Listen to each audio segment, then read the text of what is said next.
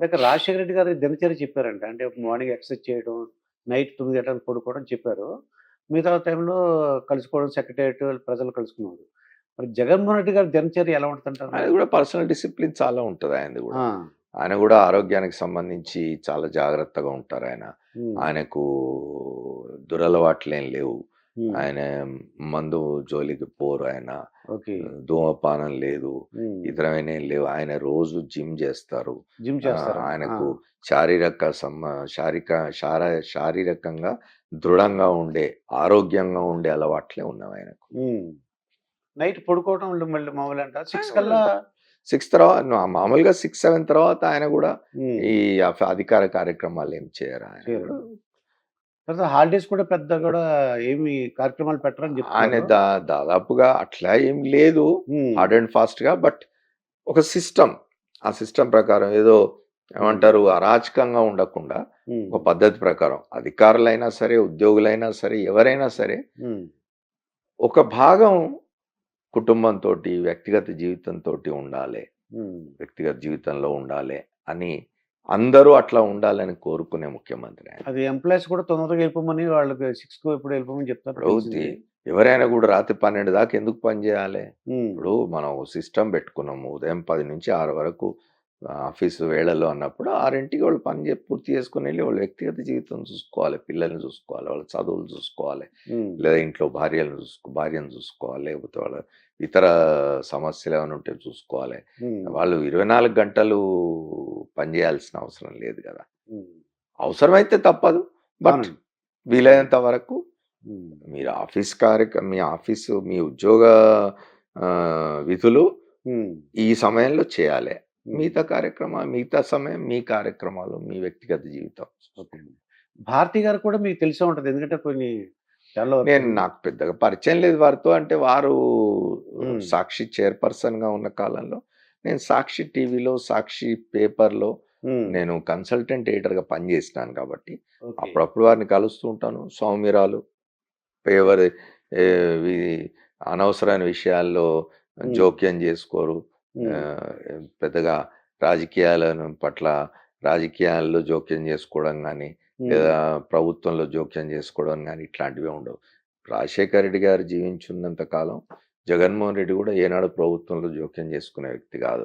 జగన్మోహన్ రెడ్డి ఏనాడు సచివాలయానికొచ్చిన వ్యక్తి గూడా కాదు. హ్మ్. నిజానికి ఆయన హైదరాబాద్‌లోనే లేడెప్పుడు. ఆయనేదో తన వ్యాపార వ్యవహారాలు చూసుకుంటూ బెంగుళూరులో అక్కడ ఉండేవాడు గానీ, హ్మ్. ఆయన ఏనాడు ప్రభుత్వ విషయాల్లో జోక్యం ఆయనే గాదు. ఆయన కుటుంబంలో వాళ్ళ రాజశేఖర రెడ్డి గారి శ్రీమతి విజయమ్మ గారు గానీ, హ్మ్. రాజశేఖర రెడ్డి గారి కూతురు షర్మిల గానీ, ఇతరులు గానీ ఎవరు ప్రభుత్వంలో జోక్యం చేసుకున్న దాఖలాలెక్కడ. ఎవరు ఆ మాట అనే ఇదైతే లేదు. హ్మ్. వాళ్ళ భారతి గారైనా అంతే ఆమె. హ్మ్. వాళ్ళకి సంబంధించిన కుటుంబ వ్యాపారాలు ఏమైనా ఉంటే అవేమైనా చూస్తూ ఉంటారేమో గానీ, హ్మ్. ఆమె నాడు ప్రభుత్వంలో జోక్యం చేసుకున్నది, రాజకీయాల్లో జోక్యం చేసుకున్నది లేదు. సరే హ్మ్. గిట్టని వాళ్ళు బయట ఇవాళ మన మీడియాకు చాలా స్వేచ్ఛ, అవును. అపరిమితమైన స్వేచ్ఛ గదా! ఆ! ఇష్టారీతిగా మాట్లాడుతూ ఉంటారు. హ్మ్. అయితే మీరు ఇందాక చెప్పారు. షర్మిల గారోటి, విజయమ్మ గారు ఇప్పుడు కొద్దిగా జగన్మోహన్ రెడ్డి గారికి ఉన్న రిలేషన్ ఎలా ఉందంటారు ఇప్పుడు? వ్యక్తిగత సంబంధాల గురించి మనకేం తెలుసు, కుటుంబంలో ఏం జరుగుతుందని మనం హ్మ్. పోయి చూడం గదా! ఆ! కానీ ఆమె తన కార్యక్షేత్రం రాజకీయాలు హ్మ్. తెలంగాణకు మార్చుకున్నారామె. అవునండి. తెలంగాణలో తన భవిష్యత్తును వెతుక్కుంటున్నారు. హ్మ్. తెలంగాణలో ఒక పార్టీ పెట్టుకున్నారు. ఆ పార్టీ తరఫున రేపు వచ్చే నెల జరగబోయే ఎన్నికల్లో హ్మ్. మొత్తం 119 స్థానాల్లో పోటీ చేస్తామని చెప్తూ అంటున్నారు. ఉన్నారు. పాదయాత్ర చేసినారు తెలంగాణలో. హ్మ్. ఎట్లా ఉంటదో చూడాలి మరి. హ్మ్. ఎక్స్‌పెరిమెంట్ అది ఆమెది. మీ అంటే 40 సంవత్సరాలు జర్నలిస్ట్‌గా ఉన్నారు మీరు. అంటే షర్మిల గారి పార్టీ ఎలా ఉండబోతుందంటారు? ఏమన్నా ఐడియా ఉందా మీకేమన్నా? కష్టమండి. ఆ! తెలంగాణలో ఆ! ఇవాళున్న పరిస్థితుల్లో తెలంగాణ రాష్ట్ర సమితి ఏదైతే ఉందో, హ్మ్. తెలంగాణ రాష్ట్ర సాధన కోసం జరిగిన ఉద్యమంలో హ్మ్. అగ్రభాగాన నిలిచిన రాజకీయ పక్షం అది. అవును. అప్పుడు ఉద్యమ సంస్థే అయినా, తర్వాత అది ఫక్తు రాజకీయ పార్టీగా మార్చుకున్నాం మేమని ముఖ్యమంత్రి చంద్రశేఖరరావు గారు చెప్పినారు. హ్మ్. చాలా సందర్భాల్లో. అది ఇప్పుడు అదొక రాజకీయ పక్షం. తెలంగాణ రాష్ట్ర సాధన కోసం ఉద్యమం చేసిన రాజకీయ పక్షం కాబట్టి, హ్మ్. ఆ మేరకు దానికుండే ప్రజాదరణ దానికుంటది. అయితే 2 పర్యాయాలు ప్రభుత్వంలో ఉన్న తర్వాత అవునండి. ఏ రాజకీయ పక్షం పట్లైనా కొంత వ్యతిరేకత పెరుగుతది జనంలో. అవును. అది కార్యక్రమాలు అమలు చేసిన క్రమంలో కావచ్చు, లేదా ప్రజల్లో 2 సార్లు చూసినామనే ఒక ఇది రావడం వల్ల కావచ్చు, కొంత వ్యతిరేకత పెరగవచ్చు. హ్మ్. కాంగ్రెస్ పార్టీ కూడా ఇవాళ కొంత బలం తెలంగాణ. పుంజుకున్నది తెలంగాణ. తెలంగాణ ప్రాంతంలో. హ్మ్. భారతీయ జనతా పార్టీ కూడా కొంత బలం పుంజుకున్నది. హ్మ్. కాబట్టి ముక్కోణ పోటీ జరిగే అవకాశం ఉంది తెలంగాణలో. హ్మ్. ముక్కోణ పోటీ జరిగితే ఎవరికి లాభం అనేది ఇప్పుడే అంచనా వేయడం కష్టం. హ్మ్. హంగ్ వచ్చినా రావచ్చు, చెప్పలేం అది. చెప్పండి. ఇట్లాంటి దీనిలో ఒక హ్మ్. భారతీయ జనతా పార్టీ జాతీయ పార్టీ, కాంగ్రెస్ జాతీయ పార్టీ, టీఆర్ఎస్ అంటే ఇప్పుడు బీఆర్ఎస్‌గా మారింది. హ్మ్. తెలంగాణ రాష్ట్రం సాధించిన పార్టీ. ఇన్ని ఈ 3 బలమైన పక్షాలు తలపడుతున్న క్రమంలో షర్మిల గారి పార్టీ లాంటి వాటికి హ్మ్. అవకాశం ఉండేది లేదు. తక్కువ. అది. హ్మ్. అది ఆవిడ గ్రహించలేకపోయిందండి ఆవిడ. గ్రహించలేకపోయారా? గ్రహించగలిగి హ్మ్. పరీక్షించుకుంటున్నారా బలం తెలియదు మనకు గాని. హ్మ్. ఏమవుతాడంటే దానివల్ల ఏదో ఒక పక్షానికి నష్టం కూడా జరగవచ్చు. అవును. కొన్ని ప్రభుత్వ వ్యతిరేక ఓట్ల తీసుకుపోవడం వల్ల హ్మ్. ప్రభుత్వాన్ని వ్యతిరేకిస్తున్న ఒక రాజకీయ పక్షం దేనికైనా నష్టం జరిగే అవకాశం కూడా ఉంటది. హ్మ్. అయితే అంత నష్టం చేసే విధంగా షర్మిల గారి పార్టీ బలోపేతం అయిందా తెలంగాణలో అంటే చెప్పడం హ్మ్. కష్టం. ఆ మధ్యన ఈ షర్మిల పార్టీని తీసుకెళ్ళి కాంగ్రెస్‌లో కలుపుతున్నారని అన్నారు గానండి? కనుక చర్చలు జరిగినట్టున్నవి. హ్మ్. వాళ్ళు కాంగ్రెస్ పార్టీ జాతీయ స్థాయిలో కాంగ్రెస్ పార్టీ రాజశేఖర రెడ్డి గారి కుమార్తె కదా! అవునండి. రాజశేఖర రెడ్డి గారి ఇమేజ్‌ను హ్మ్. కొంత వాడుకోవడం కోసం అని చెప్పి ఆమెను తమ పార్టీలో చేర్చుకునేందుకు కొన్ని ప్రయత్నాలైతే చేసినట్టున్నారు. హ్మ్. అవి ఫలించినట్టు లేవింకా. అవునండి. కాబట్టి ఆమె ఇప్పుడు తెలంగాణలో సొంతంగా తను బరిలోకి దిగుతున్నారు. కాంగ్రెస్ పార్టీతో కలిసి కాకుండా సొంతంగా బరిలోకి దిగుతున్నారు. అవును. కాబట్టి హ్మ్. తెలంగాణలో రాజశేఖర్ ఇప్పుడు మీరు చూడండి, ఎన్టీ రామారావు గారి ఇమేజ్‌ను వాడుకోవడానికి హ్మ్. పురంధేశ్వరి గారిని బీజేపీ వాళ్ళు ఆంధ్రప్రదేశ్‌లో అవును. అధ్యక్షురాలిని చేసినారు అవును. బీజేపీకి. ఇప్పుడు అదే కాన్సెప్ట్ వాళ్ళది. అట్లా తెలంగాణలో కూడా ఏమన్నా రాజశేఖర రెడ్డి గారి ఇమేజ్ వాడుకోవడానికి హ్మ్. బహుశా హ్మ్. షర్మిల గారిని పార్టీలో చేర్చుకొని కాంగ్రెస్ పార్టీ తరఫున ప్రచారం చేయిద్దాం, తిప్పుదాం అని అనుకుని ఉంటారు గానీ, మరి అది హ్మ్. ఎందుకు సాధ్యపడలేదు? వాళ్ళ మధ్య టర్మ్స్ అండ్ కండిషన్స్ ఎందుకు కుదరలేదో మనకు తెలియదు. తెలీదు. అయితే రాజశేఖర రెడ్డి గారికి ఒక ఆత్మ అని ఉండేవారండి. కేవీపీ రామచంద్రరావు గారు. నా ఆత్మీయ కేవీపీ రామచంద్రరావు అనేవారు. అవును.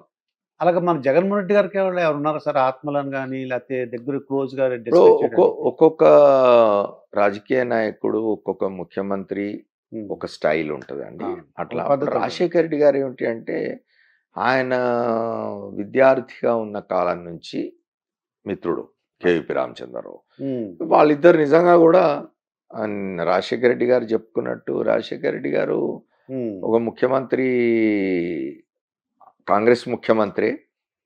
ఆయనకు హ్మ్. రాజశేఖర రెడ్డి గారికి మధ్య విభేదాలుండేవి హ్మ్. రాజకీయంగా, స్వపక్షంలోనే. అట్లాటప్పుడు రాజశేఖర రెడ్డి గారితో మాట్లాడడానికి హ్మ్. పిలిస్తే వెంట రామచంద్రరావు గారిని తీసుకుపోయినారట. హ్మ్. తీసుకుపోతే ఆ ముఖ్యమంత్రి మనిద్దరం మాట్లాడుకుందాం, ఆ వ్యక్తి ఎందుకు మన మధ్య ఆ! అన్నాడు.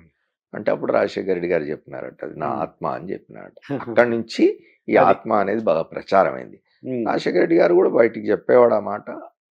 రామచంద్రరావు గారు కూడా చాలా సార్లు చెప్పినారు కదా, హ్మ్. నన్ను రాజశేఖర రెడ్డి ఆత్మగా భావించినాడు అని. అవును. ఏదన్నా అంటే సలహాల గురించి ఏదన్నా తీసుకునేవారా మీరు? వాళ్ళిద్దరూ చాలా నిజానికి కేవీపీ రామచంద్రరావు హ్మ్. రాజశేఖర రెడ్డితో ఉండడం వల్ల రాజశేఖర రెడ్డి గారికి హ్మ్. చాలా స్ట్రెస్ ఫ్రీగా ఉన్నాడు ఆయన. అంటే ఓకే. చాలా విషయాల్లో హ్మ్. వ్యవహారాల్లో, ప్రభుత్వ నిర్వహణలో, హ్మ్. ఇతర సమస్యలొచ్చినప్పుడు వాటిని పరిష్కరించే క్రమంలో హ్మ్. రామచంద్రరావు గారు కూడా ఒక మనిషి తీసుకునే స్ట్రెస్ ఇద్దరు తీసుకునేవాళ్ళు. అదే. ఇద్దరు కలిసి అవును. పనిచేసినారు బాగా. హ్మ్. జగన్మోహన్ రెడ్డి గారి విషయంకొస్తే అండి వైవీఎస్ అని ఉన్నారు. అంటే వైవి సుబ్బారెడ్డి గారు, వి అంటే విజయసాయిరెడ్డి గారు, ఎస్ అంటే సజ్జల రామకృష్ణారెడ్డి గారు. వీళ్ళు సలహాలు పాటిస్తున్నారు. ఎక్కువగా వీళ్ళే మాట్లాడుతుంటారు అని అంటుంటారండి. హ్మ్. అంటే ఏ విషయం మాట్లాడాలన్నా వీళ్ళే చూస్తుంటారంటారు. అట్లా వీళ్ళు ఏం గూడా లే షాడో ముఖ్యమంత్రులు అలా అంటుంటారు. అట్లా ఏం లేదండి. షాడో అంటే ముఖ్యమంత్రులని ఏమి ఉండరు ఇప్పుడు. హ్మ్. ఇప్పుడు ఏ ముఖ్యమంత్రి అయినా గూడా కొంతమందిని ఇంకోటేంటంటే ఈళ్ళందరూ కూడా రెడ్‌లే అండి మళ్ళీ. హ్మ్. ఇప్పుడు అట్లా ఆ మాటకొస్తే మీరు ఇవాళ హ్మ్. జగన్మోహన్ రెడ్డి గారి మంత్రివర్గాన్ని తీసుకోండి. హ్మ్. అందులో కులాల సమీకరణలు చూడండి. ఎంతమంది రెడ్డీస్ కాని వాళ్ళను వెనుకబడిన తరగతుల వాళ్ళను, షెడ్యూల్ కుల వాళ్ళను ఎంతమందికి ఆయన అవకాశం ఇచ్చినాడు. ఉమ్, అట్లా ఉండదు ఇప్పుడు. ఒక ప్రభుత్వం ఉన్నప్పుడు నేను రెడ్డిని కాదు. ఉమ్, నేను ఆయన ప్రభుత్వంలో ఉన్నాను ఆ, నేను సలహాదారుగా. ఆ, అట్లా చాలా మంది ఉన్నారు. ఉమ్, అయితే ఏమిటి అంటే ప్రస్ఫుటంగా కనిపించే వాళ్ళని చూసి ఇగో వీళ్ళే అంత రెడ్లే ఉన్నారు చుట్టూ అని అనుకోవచ్చు కానీ ఉమ్, అందరూ ఉన్నారు. అందరి ఇప్పుడు సజ్జల రామకృష్ణారెడ్డి ఆయన చేయగలిగింది ఆయన చేస్తాడు. విజయసాయి రెడ్డి పార్లమెంట్లో ఉండి ఆయన చేయగలిగింది ఆయన చేస్తాడు. ఉమ్, వైవి సుబ్బారెడ్డి రాజకీయాల్లో ఉండి ఆయన చేయగలిగింది ఆయన చేస్తాడు. ఒక్కడు ఏం చేసుకుంటూ పోలేడు కదా, చుట్టూ ఒక టీం ఉండాలి. అంటే ఒక్కొక్కళ్ళు ఒక రకమైన టీంను పెట్టుకుంటారు. జగన్మోహన్ రెడ్డి గారు ఇట్లాంటి టీం ఒకటి కావాలనుకున్నాడు, పెట్టుకొని పనిచేస్తూ ఉన్నాడు. ఉమ్, వీళ్ళు మాత్రమే కనిపిస్తారంటే ఎందుకంటే ఆయన సామాజిక వర్గానికి సంబంధించిన వాళ్ళు కాబట్టి విమర్శించడానికి అవకాశం ఉంటుంది. అది ఉమ్, రెడ్లు రెడ్లు అని మాట్లాడతారు. ఉమ్, రెడ్డి సామాజిక వర్గానికి సంబంధించని వాళ్ళు కూడా చాలా మంది ప్రభుత్వంలో ఉన్నారు కదా. ఉమ్, వాళ్ళ మాటలు కూడా వింటున్నారు కదా జగన్మోహన్ రెడ్డి. వాళ్ళ సలహాలు కూడా తీసుకుంటుంటారు కదా. అవునండి. ఉమ్. అయితే రఘురామకృష్ణరాజు గారు మాట్లాడుతుంటారండి అప్పుడప్పుడు ససామా అంటాడండి, అంటే సకల శాఖ మంత్రి అని. ఉమ్, ఏ విషయం అన్నా సజ్జల రామకృష్ణరాజు మాట్లాడతాడు, ఉమ్. మిగతా ఎవరు మాట్లాడరు ఏంటి? ముఖ్యమంత్రి రావాలి కదా ఆయన బయట. రఘురామకృష్ణరాజు గారు మాట్లాడుతుంది కరెక్ట్ కాదండి. ఆ, సజ్జల రామకృష్ణారెడ్డి గారు ఒకరే మాట్లాడతారు, మిగతా ఎవరు మాట్లాడడం లేదు అనేది కరెక్ట్ కాదు. మిగతా మంత్రులంతా మాట్లాడతారు. ఇవాళ మీరు చూస్తున్నారు కదా ఎంతమంది మంత్రులు మాట్లాడుతూ ఉంటారు. ఉమ్, వాళ్ళ శాఖలకు సంబంధించి బొత్స సత్యనారాయణ తన శాఖకు సంబంధించి మాట్లాడతాడు, పెద్దిరెడ్డి తనకు శాఖకు సంబంధించి మాట్లాడతాడు, రోజా తనకు శాఖకు సంబంధించి మాట్లాడతారు, అంబటి రాంబాబు తన ఇరిగేషన్ సంబంధించి ఆయన మాట్లాడతారు. ఎవరి శాఖలకు సంబంధించి వాళ్ళు మాట్లాడతారు. ఉమ్, సజ్జల రామకృష్ణారెడ్డి గారు ఆయన is adviser public affairs, okay. ప్రజా సంబంధమైన విషయాలకు అడ్వైజర్గా ఉన్నారు ఆయన. ఉమ్, రోజు ముఖ్యమంత్రి వచ్చి మీడియా ముందు కూర్చొని మాట్లాడడం అనే ఉమ్, ఒక కాన్సెప్ట్ లేదు. ఒక ఆచారాన్ని పక్కకు పెట్టి, ఎందుకంటే జగన్మోహన్ రెడ్డి చేసే రాజకీయాలన్నీ భిన్నమైన రాజకీయాలు. అవును. ఆయన తరఫున ఒక వ్యక్తి వచ్చి మాట్లాడుతున్నాడు అధికారికంగా. ఉమ్, ఆయన అందుబాటులో ఉన్నాడు, మీడియాకు అందుబాటులో ఉన్నాడు. బయట ఏమైనా జరుగుతున్నప్పుడు వాటికి సంబంధించిన సమాధానాలు చెప్పడానికి ఆయన ఉన్నాడు. ఎవరో ఒకళ్ళను ఆయన డెలిగేట్ చేసినాడు. ఓకే. ఎవరికి ఎందుకు సమస్య ఉండాలి. ఉమ్, రఘురామకృష్ణరాజు ఆయన ఏమంటారు, తన అజ్ఞానాన్ని లేకపోతే తన ప్రభుత్వం పట్ల, ముఖ్యమంత్రి పట్ల, పార్టీ పట్ల ఉన్న అక్కసును వెళ్ళబోసుకోవడానికి ఈ పోయి చంద్రబాబు నాయుడు గారిని సమర్థించే ఛానళ్ళలో కూర్చొని ఉమ్, పిచ్చి పిచ్చి వాగుడు వాగుతుంటాడు తప్ప, ఆ మాట కూడా అనకూడదు నేను, ఉమ్, పిచ్చిగా మాట్లాడుతుంటాడు తప్ప. ఆయన ఇవాళ లోక్సభ సభ్యుడు. ఆయన తన నియోజకవర్గానికి పోయి ప్రజల్ని కలిసే పరిస్థితి లేదు ఇవాళ ఆయనకు. ఉమ్, ఆయన పోయి ఒక్కసారి పోయి తన ప్రజల్ని కలిస్తే ఉమ్, వాళ్ళు ఆయన గురించి ఏమనుకుంటున్నారు అనేది ఆయనకు తెలుస్తుంది. ఆయన ఢిల్లీలో కూర్చొని, హైదరాబాద్లో కూర్చొని ఉమ్, ఆయన ప్రభుత్వాన్ని విమర్శించి, రామకృష్ణారెడ్డిని విమర్శించి, జగన్మోహన్ రెడ్డిని విమర్శించి ఉమ్, దానివల్ల ప్రయోజనం ఏంటి? రేపు 6 మాసాలు మహా అయితే అవునండి. ఎన్నికలు వస్తూ ఉన్నది. ఉమ్, ఆయన తన భవిష్యత్తును పరీక్షించుకుంటాడు కదా. ఉమ్, జనం చెప్తారు రేపు ఉమ్, ఎవరేమిటి, ఆ. ఎవరి స్థానం ఏమిటి అనేది. ఒక ఈ వైఎస్ఆర్ అభిమానులే నాతో అన్నారండి, ఏమంటే ఒక్క 6 నెలలు ఆగుంటే, మీరు అన్నప్పుడు ఇక ఎలక్షన్ 6 నెలలు ఉన్నాయి, చంద్రబాబు నాయుడు గారిని అరెస్ట్ చేయకుండా ఉంటే ఇప్పుడు సింపతి పెరిగిపోయింది, వాళ్ళకి ఒక యాక్టివిటీ ఇచ్చినట్టు అయిపోయింది. అంటే చక్కగా రోజు నిరసన కార్యక్రమాలు, ఓ రోజు ఇలా ఏదో ఒకటి క్యాండిల్స్ అని వాళ్ళకి యాక్టివిటీ ఇవ్వడానికి జగన్మోహన్ రెడ్డి గారు అవకాశం ఇచ్చేశారు.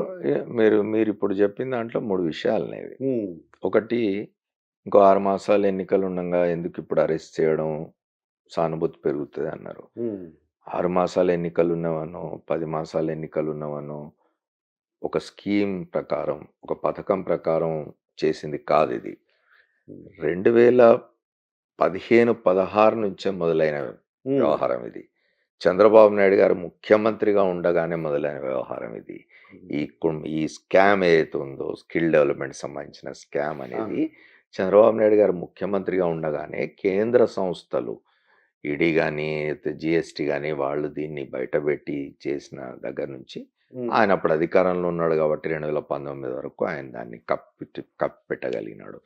తర్వాత జగన్మోహన్ రెడ్డి గారు అధికారంలోకి వచ్చినాక కూడా నిజానికి జగన్మోహన్ రెడ్డి గారిని ఆయన ప్రభుత్వాన్ని మెచ్చుకోవాలి మీరు. ఉమ్, 19లో అధికారంలోకి రాగానే ఇది బయటకు తీసుకొచ్చి చంద్రబాబు నాయుడు గారిని జైల్లో పెట్టొచ్చు. అవునండి. అట్లా చేయలేదు. వీలైనంత ఎక్కువ సమయం ఇచ్చి వీలైనంత ఎక్కువ వివరాలు సేకరించి ఉమ్, సిఐడి విభాగం అనేది దాదాపు 2 సంవత్సరాలు 3 సంవత్సరాలు దీని మీద దర్యాప్తు చేసి వివరాలను సేకరించి ఆధారాలు సేకరించిన తర్వాత ఉమ్, ఎస్ ఇందులో అవినీతి జరిగింది, ఇందులో వందల కోట్ల రూపాయలు ప్రజాధనం దుర్వినియోగం అయింది, ఉమ్, వ్యక్తుల జేబుల్లోకి పోయింది అని నిర్ధారణ చేసుకొని ఆ అవినీతిలో చంద్రబాబు నాయుడు గారి భాగస్వామ్యం కూడా ఉంది, ఆయనే దాని పూర్తి బాధ్యుడు అని నిర్ధారించుకున్న తర్వాతనే వాళ్ళు ఆయన అరెస్ట్ చేసి కోర్టు ముందు నిలబెట్టినారు. ఏ ఆధారం లేకుండా ఉండుంటే ఉమ్, కోర్టు ఆయనను జ్యుడిషియల్ రిమాండ్కి పంపించదు. అవును. కాబట్టి ఇక్కడ మీరు అర్థం చేసుకోవాల్సింది ఏమిటంటే ఉమ్, జగన్మోహన్ రెడ్డి ఎన్నికల్లో లబ్ధి కోసమనో ఇంకో దానికోసమనో పనిచేసే మనిషి కాదు. ఎన్నికల దారి ఎన్నికలది. ఉమ్, అప్పుడు ఏం జరగాలి, ప్రజలు ఏం చూసి ఓట్లేస్తారు, జగన్మోహన్ రెడ్డి ఎక్కడ పోయినా బహిరంగ సభల్లో చెప్పుకుంటూ ఉంటారు, ఉమ్, నేను మీకు చేసిన కార్యక్రమాలు, నేను మీకు చేసిన సంక్షేమం మీకు అంది ఉంటేనే నాకు ఓటేయండి ఓకే. అని చాలా స్పష్టంగా చెప్తున్నాను. కాబట్టి చంద్రబాబు నాయుడు గారు అరెస్ట్తో జైలు జీవితంతో వీటితో ఎన్నికలను ముడిపెట్టాల్సిన అవసరం లేదు. ఉమ్, రెండోది మీరు చెప్తూ ఉన్నారు ఇప్పుడు ఆపరేషన్ లేకుండానే మోకాళ్లకు ప్లాస్మా ట్రీట్మెంట్. మీ ఆర్థోపెడిక్ సమస్యలన్నిటికీ రోబోటిక్ టెక్నాలజీ ద్వారా తక్కువ ఖర్చుతో శాశ్వత పరిష్కారం. Free consultation. ప్రతి ట్రీట్మెంట్ పై 20% డిస్కౌంట్. ఈ ఆఫర్ కొద్ది రోజులు మాత్రమే. త్వరపడండి. V9 hospitals 9281 465 842.